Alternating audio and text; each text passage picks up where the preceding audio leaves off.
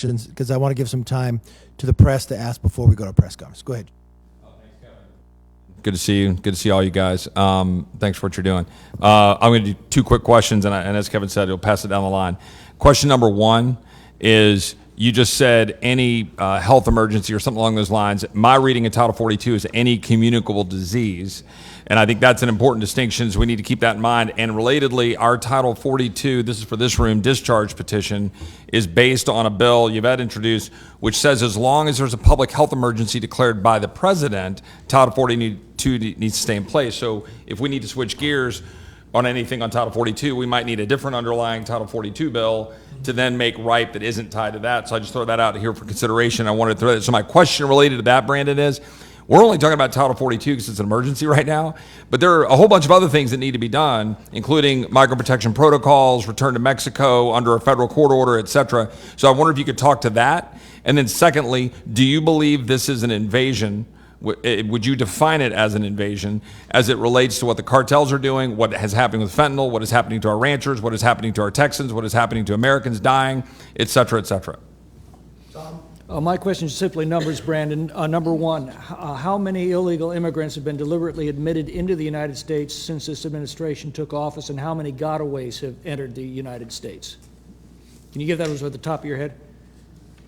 Yeah, so last year in 2021, more than 1 million individuals were released into the United States as well as the gotaways. So we allowed more than 1 gotaways? million illegal border crossers into the United And how many gotaways? How many gotaways? It was 400,000 in 2021 and 600,000 that were released. So 1 million people. This year, we're already on pace to go right around 2 million. And you said 8,000 encounters per day right now. And what do you expect that to increase to once Title 42 is removed? I believe by next month, by the end of next month, we'll hit 12,000, and I can see that we'll easily hit 18,000 at some point.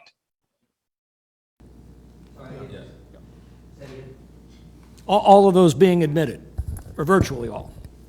Well, if Title 42 goes away and we have to process them under Title 8, yes, they will all virtually be released into the United States. Okay, let's do Debbie Lesko's question, then answer Chip's and Debbie's, and then I want to have the press be able to ask some questions. Thank you for everything that you are doing.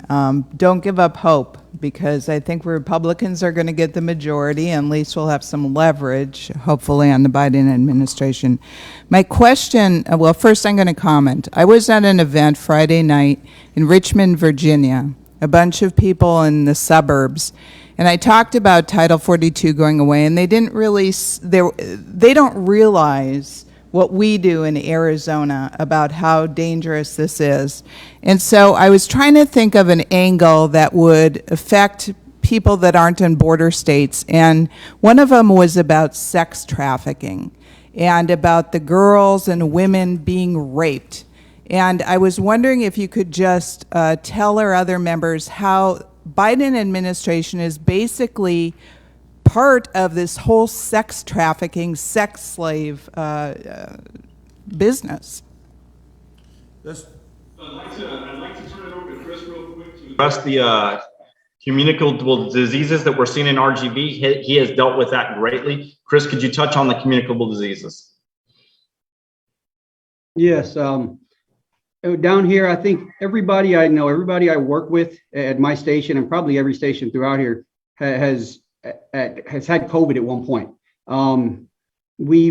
Our guys, when they go into these processing centers, a lot of times they come out with respiratory illnesses that can't be identified by the doctors. We have different strains of flu that come in, untreatable tuberculosis, and that's not even including some of the minor ones like scabies and lice. That stuff just runs rampant through our facilities. We do what we can to keep up with it, to try and get everything clean, but it's just so difficult out there in the field environment. And that's not even taking in the fact that the stuff with the ticks, the Rocky Mountain spotted fever, Lyme disease, stuff like that. So it is a very big issue for our guys. And it's very concerning because COVID, while not to downplay it, it is something that's very serious, but that's just a drop in the bucket for what we see down here. Thank you. I'm going to address Congressman Roy's question. Is this an invasion?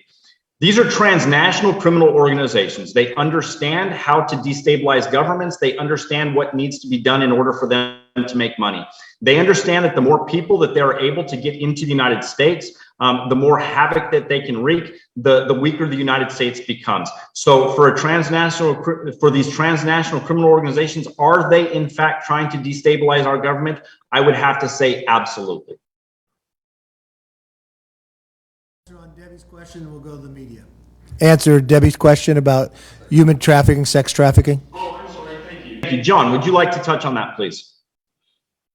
Sure. The human trafficking piece of this is something we're seeing across the country.